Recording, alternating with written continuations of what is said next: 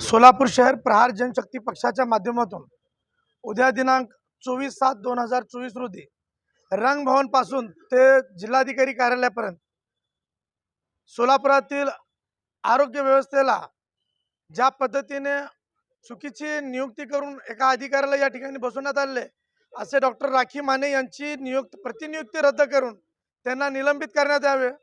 त्याचबरोबर महाराष्ट्रातील तमाम मराठा आणि मुस्लिम समाजाला आरक्षण द्यावे। तसेच आपण बघितलं असेल की लक्ष्मी विष्णू कामगारांचा जो प्रश्न आहे, गेल्या 40 वर्षापासून तो प्रश्न प्रलंबित आहे। त्या लक्ष्मी विष्णू कामगारांना मिलच्या जागेमध्ये हक्काचे घरे बनवून देण्यात यावी या प्रमुख मागण्यासाठी, तसेच आपल्याकडे असणाऱ्या सोलापूर महानगरपालिकेच्या अखत्यारीत असणाऱ्या एस भोगाव येथील एस सर्व्हिसेस नावाची जो कंपनी आहे बायोमेडिकल वेस्टची,